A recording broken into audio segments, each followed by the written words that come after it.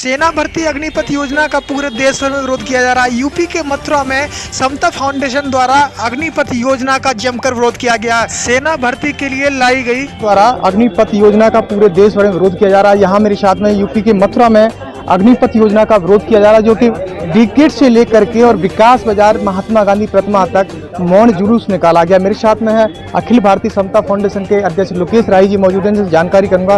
राय जी, आज जो अग्निपथ योजना का विरोध कर रहे हैं, क्यों विरोध किया जा रहा है, इसके लक्षण क्या हैं? क्या सरकार ये जो अग्निपथ योजना इन्होंने लागू करी है, मैं अग्निपथ योजना के बारे में ही नहीं, 8 साल से जब सरकार चल रही है केंद्र में मोदी जी की, इनके जो भी निर्णय लिए गए इन्होंने वापस किए। उसी के तहत अग्निपथ योजना के अंतर्गत अग्निवीरों की भर्ती की जा रही है। उसके विरोध का जायज और सबसे जायज कारण है ये संविधान विरोधी है। क्योंकि संविधान विरोधी इसलिए है कि 4 साल पर भारत में कोई नौकरी नहीं है, और भारत में पराधीन भारत में तो लोग ठेके पर सैनिकों को रखते थे। कानपुर के नवाब ने भी रखा। पौराणिक ग्रंथ भी बताते हैं कि जब रामायण हुई तो रामचंद्र को सेना की जरूरत पड़ी, तो उन्होंने बाली को मार करके सुग्रीव को राजा बनाया ताकि उनकी सेना का सहयोग उनको मिल सके, क्योंकि राम के पास सेना नहीं थी।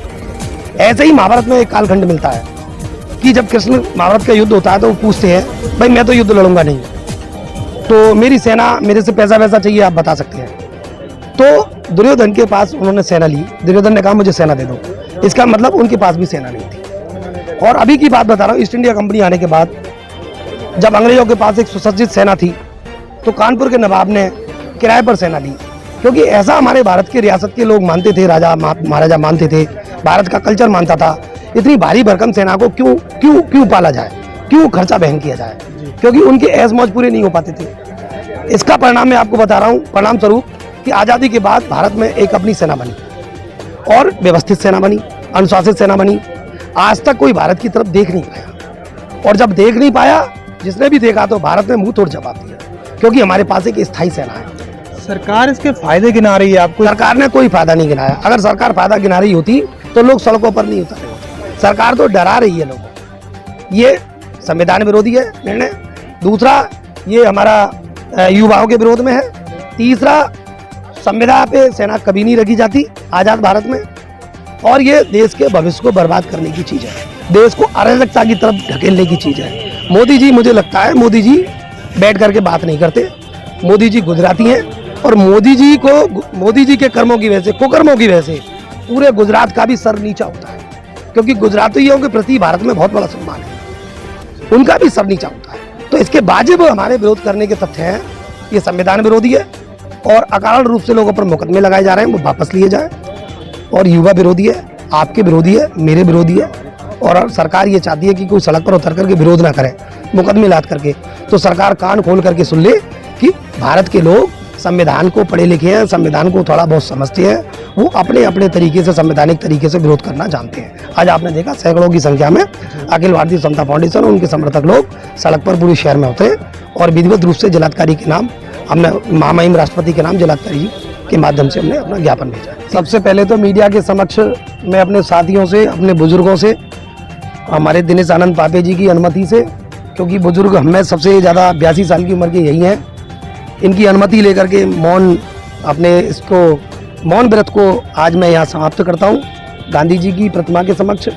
आज जो अग्निपथ योजना के अंतर्गत अग्निवीरों की भर्ती का स्वप्न केंद्र सरकार के द्वारा दिखाया जा रहा है, ये पूरे देश को लगता है, पूरे देश के जनमानस को लगता है, देश की बहुसंख्यक आबादी को लगता है कि ये सैनिकों के सम्मान के विरोध में है, और ये देश की सुरक्षा के खिलाफ है, देश की संरक्षा के खिलाफ है, और भारत के भविष्य के खिलाफ है, जिसके विरोध में आज अखिल भारतीय समता फाउंडेशन के तत्वावधान में बाबा साहेब, संविधान निर्माता बाबा साहेब अम्बेडकर जी के प्रतिमा से प्रारंभ करके मोहनदास करमचंद गांधी जी की प्रतिमा तक मौन जुलूस मथुरा के प्रमुख भरतपुर गेट, दरेसी रोड, कोतवाली रोड, होली गेट पर मौन तरीके से जुलूस निकाल करके, हाथों में पट्टिकाएं लेकर के, भगत सिंह के चित्र को अपनी प्रेरणा मान करके, महापुरुषों के हृदय में सजा करके, क्योंकि सरकार को ऐसा लगता है कि सभी लोग सरकारी संपत्ति को आग के हवाले करने वाले हैं। सरकार सबको एक तरफ से गाली दे रही है। हम सरकार से पूछना चाहते हैं कि अगर आप आनंद फानन में ये जो जितने भी आपने निर्णय लिए हैं 8 साल के अंदर, आपको हर बार थूक करके चाटना पड़ता है, आपको पीछे हटना पड़ता है। आपको किसने ठेका दिया है कि आप देश की बेइज्जती कराएं? देश के अंदर भी कराएं, देश के बाहर भी कराएं। आज हम लोग 3 सूत्रीय मांगों को लेकर के अभी हमारे पुलिस के जो क्षेत्राधिकारी यहाँ पर हैं, हमारे क्षेत्र के प्रभारी हैं, उनके माध्यम से होली गेट चौकी इंचार्ज साहब के माध्यम से राष्ट्रपति महामहिम राष्ट्रपति जी को हमने एक ज्ञापन दिया है, जिसमें 3 सूत्रीय मांगे हमारी। पहली मांग है कि अग्निपथ योजना के अंतर्गत अग्निवीरों की भर्ती जो की जा रही है वो तत्काल निरस्त की जाए। दूसरा, अग्निवीर जो 4 साल की संविदा है ये बिल्कुल खत्म की जाए। और संविदाओं पर किस किस को रखोगे? ये देश स्थायी है, ये देश अपने पूर्व में सीख चुका है, क्योंकि हमारे राजे महाराजाओं के पास सेना नहीं होती थी, इसलिए हम देश में गुलाम रहे। और 1950 के बाद जब हमारी सेना बनी तो आप सब लोग जानते हैं, पूरा संसार जानता है, हमारी सेना का गुणगान सभी लोग करते हैं। और भारत की तरफ किसी ने उंगली उठा करके नहीं देखी, किसी ने देखी तो हमने धूल चटा दी। अब ऐसी सेना प्राइवेट हाथों में होगी, ऐसी सेना कॉन्ट्रैक्ट पर होगी, 4 साल में लोगों के साथ भविष्य होगा। तो तीसरी बारी हमारी मांग है, तीसरी मांग हमारी है कि जिसका विरोध करने वाले लड़कों को, जिनकी वजह से केंद्र सरकार की गलती से ही ये निर्णय नहीं लिया होता, तो लोग सड़क पर विरोध क्यों करते? और विरोध क्यों करते? सरकारी संपत्ति को नुकसान क्यों पहुंचता? उनके चक्कर में, कुछ लोगों के चक्कर में सैकड़ों की संख्या में नहीं, हजारों लोगों के मुकदमे लगा दिए गए। और जब मुकदमे लग गए तो आप मुझे बताइए, जब हजारों लोगों पे, 10-20 हजार लोगों पे मुकदमे लगा दिए पूरे उत्तर प्रदेश में, बिहार में, तो भर्ती किसको करोगे आप? तो हमारी मांग है कि जिन लड़कों पर, जिन युवाओं पर, जिन छात्र छात्राओं पर ये मुकदमे लगाए गए वे तत्काल वापस हटाए जाएं। और मैं सभी साथियों का आभार व्यक्त करता हूं और सरकार को एक बार फिर बता देना चाहता हूं, सरकार लोगों को प्रदर्शन करने से रोकने के हथकंडे बना रही है, अपने ही लोगों को बदनाम करने की कोशिश करती है।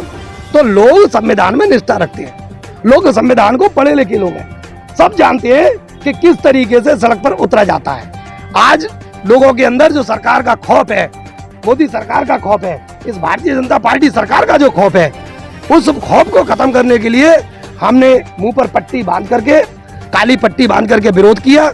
हाथों में पट्टिकाएं अपनी मांगों की ले रखी थी।